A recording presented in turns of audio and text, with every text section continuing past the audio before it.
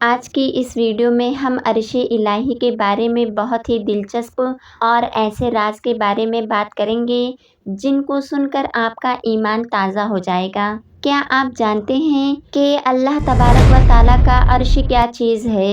اور یہ کہاں پر ہے، اور اللہ تبارک و تعالیٰ کے عرش کی شکل و صورت کیسی ہے،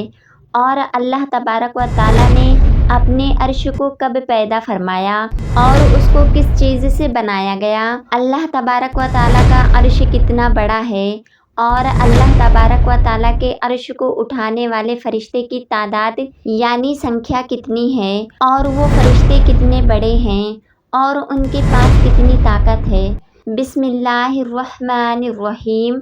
پیارے دوستوں، اللہ تبارک و تعالیٰ قرآن پاک کی سورہ اعراف کے اندر ارشاد فرماتا ہے، بے شک تمہارا رب وہ ہے جس نے زمین و آسمان کو 6 دنوں میں پیدا فرمایا، پھر وہ عرش پر قیام ہوا، اور وہ دن کو رات سے اس طرح چھپا دیتا ہے کہ رات دن کو جلدی سے آ لیتی ہے، اور سورج اور چاند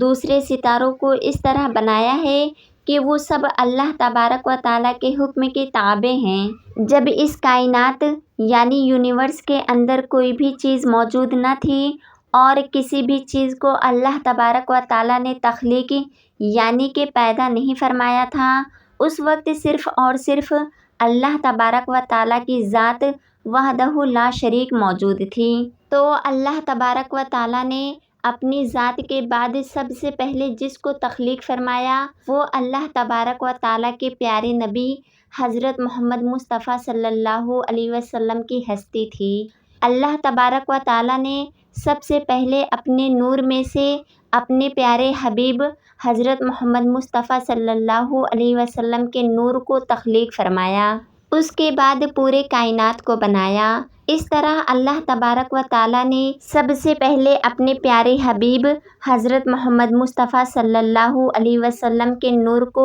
پیدا فرمانے کے بعد سب سے پہلے جس مخلوق کو پیدا کیا وہ اللہ تبارک و تعالیٰ کا عرش ہے۔ لہٰذا جس طرح اللہ تبارک و تعالیٰ کی وحدانیت پر اللہ تبارک و تعالیٰ کی انبیاء کرام پر اور فرشتوں پر ایمان لانا ضروری ہے، اسی طرح اللہ تبارک و تعالیٰ کے عرش پر بھی ایمان لانا ضروری ہے۔ اس پر ایمان لائے بغیر کسی بھی مسلمان کا ایمان پورا نہیں ہو سکتا۔ پیارے دوستوں، اللہ تبارک و تعالیٰ نے قرآن پاک میں اپنے عرش کا ذکر 25 مرتبہ ارشاد فرمایا ہے۔ اللہ تبارک و تعالیٰ کی تمام مخلوقات میں سب سے بڑی مخلوق اللہ تبارک و تعالیٰ کا عرش ہے، اس سے بڑی کوئی بھی مخلوق نہیں، پھر چاہے وہ زمین و آسمان، سورج، چاند، تارے اور فرشتے ہی کیوں نہ ہوں۔ عرش الہی اللہ تبارک و تعالیٰ کی وہ مخلوق ہے جو سائز کے حساب سے سب سے زیادہ بڑی ہے۔ جیسا کہ روایات میں آتا ہے کہ ایک مرتبہ حضرت ابو ذر غفاری رضی اللہ تعالیٰ عنہ نے حضور پاک صلی اللہ علیہ وسلم سے عرش اور کرسی کے بارے میں پوچھا، تو حضور پاک صلی اللہ علیہ وسلم نے ارشاد فرمایا کہ اللہ کی کرسی کے مقابلے میں 7 زمین و آسمان ایسے ہیں کہ ایک بہت بڑے سنسان جنگل کے اندر ایک چھوٹا سا کوڑا پڑا ہوا ہے، اور اسی طرح اللہ تبارک و تعالیٰ کا عرش کرسی سے اتنا بڑا ہے جتنا کہ کرسی زمین و آسمان سے بڑی ہے۔ پیارے دوستوں، اللہ تبارک و تعالیٰ کا عرش کتنا بڑا ہے، اس کا اندازہ اس بات سے لگایا جا سکتا ہے کہ اللہ تبارک و تعالیٰ کے عرش کے سامنے 7 زمین و آسمان اور اللہ تبارک و تعالیٰ کی کرسی اس طرح ہے جیسا کہ ایک نقطہ ہو۔ اور ایک دوسری روایت کے اندر حضرت محمد مصطفیٰ صلی اللہ علیہ وسلم نے ارشاد فرمایا، اللہ تبارک و تعالیٰ کا عرش کتنا بڑا ہے اس کی حقیقت صرف اللہ تبارک و تعالیٰ ہی جانتا ہے، اللہ تبارک و تعالیٰ کے علاوہ کسی کو بھی اس کی جانکاری نہیں ہے۔ اللہ تعالیٰ نے ارشاد فرمایا ہے کہ عرش 7 آسمان سے اوپر ہے، اور اس کی شکل گنبد کی طرح ہے۔ آپ صلی اللہ علیہ وسلم نے اپنے دست مبارک سے گنبد کا اشارہ کیا، یعنی کہ اس کی شکل و صورت گنبد کی طرح ہے۔ جیسے ایک گنبد نے اپنے نیچے والی تمام چیزوں کو گھیرا ہوا ہوتا ہے، اسی طرح اللہ تبارک و تعالیٰ کے عرش نے بھی تمام کائنات کو گھیرا ہوا ہے۔ عرش الہی سے کوئی بھی چیز باہر نہیں۔ اللہ تبارک و تعالیٰ کے عرش کو یہ فضیلت بھی حاصل ہے کہ اللہ تبارک و تعالیٰ نے اس کو اپنے دست قدرت سے تخلیق فرمایا۔ جیسا کہ حضرت ابن عمر رضی اللہ تعالیٰ عنہ بیان فرماتے ہیں کہ اللہ تبارک و تعالیٰ نے 4 چیزوں کو اپنے ہاتھوں سے پیدا فرمایا، جن میں سے ایک اللہ تبارک و تعالیٰ کا عرش، اور دوسرا اللہ تبارک و تعالیٰ کا قلم،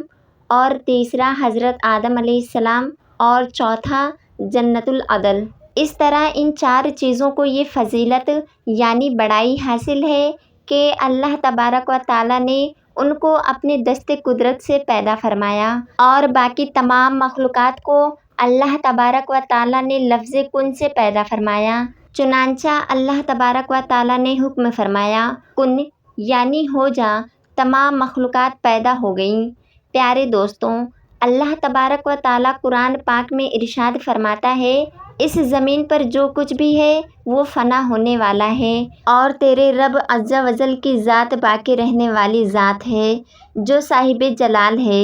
پیارے دوستوں، اس کائنات کے اندر جو بھی ہے وہ ایک نہ ایک دن فنا ضرور ہوگا، اور ہر ایک چیز کو فنا ہونا ہے، لیکن 8 چیزیں ایسی ہیں جو کبھی فنا نہیں ہوں گی، جن میں سے ایک اللہ تبارک و تعالیٰ کا عرش ہے جو کبھی فنا نہیں ہوگا، یہ ہمیشہ ہمیشہ قائم یعنی کہ موجود رہے گا۔ اس طرح اللہ تبارک و تعالیٰ کے عرش کو یہ خاصیت بھی حاصل ہے کہ یہ کبھی فنا نہیں ہوگا۔ اللہ تبارک و تعالیٰ کا عرش تمام مخلوقات میں سب سے وزنی مخلوق ہے، اس سے زیادہ وزن والی مخلوق اور کوئی چیز نہیں۔ عرش الہی کو اللہ تبارک و تعالیٰ کا سب سے خاص پہنچ یعنی نزدیکی حاصل ہے، اس سے زیادہ کوئی بھی چیز اللہ تبارک و تعالیٰ کے قریب نہیں۔ جس طرح ہر تخت کے پائے اور پہلو ہوتے ہیں، اسی طرح اللہ تبارک و تعالیٰ کے عرش کے پائے اور پہلو بھی ہیں۔ جیسا کہ حدیث پاک میں آتا ہے کہ حضور پاک صلی اللہ علیہ وسلم نے ارشاد فرمایا کہ قیامت کے دن تمام لوگ مدہوش ہوں گے اور سب سے پہلے میری قبر کھلے گی، لیکن پھر بھی حضرت موسیٰ علیہ السلام مجھ سے پہلے اللہ تبارک و تعالیٰ کے عرش کا پایا تھامے ہوئے کھڑے ہوں گے۔ اس حدیث پاک سے صاف طور پر یہ بات ثابت ہوتی ہے کہ اللہ تبارک و تعالیٰ کے عرش کے پائے بھی ہیں، اور حضرت موسیٰ علیہ السلام قیامت کے دن اللہ تبارک و تعالیٰ کے عرش کے ایک پائے کو تھامے ہوئے کھڑے ہوں گے، اور اللہ تبارک و تعالیٰ نے اپنے مخصوص یعنی مین فرشتوں کو بھی پیدا فرمایا ہے جو اللہ تبارک و تعالیٰ کے عرش کو انہی پائیوں سے اٹھائے ہوئے ہیں۔ اللہ تبارک و تعالیٰ کا عرش سب سے بہتر اور بلند ترین مخلوق ہے۔ اللہ تبارک و تعالیٰ نے اس کو پیدا فرما کر اپنی تمام مخلوقات سے الگ فرمایا اور سب سے زیادہ بلندی عطا فرمائی۔ اللہ تبارک و تعالیٰ کے عرش کے نیچے ایک سمندر ہے، اور یہ سمندر اتنا بڑا ہے کہ اس سے اٹھنے والی ہر لہر 7 زمین و آسمان سے بڑی ہے۔ حضرت علی اور ابن عمر رضی اللہ تعالیٰ عنہ سے روایت ہے کہ قیامت کے دن جب دوبارہ لوگوں کو ان کی قبروں سے زندہ کیا جائے گا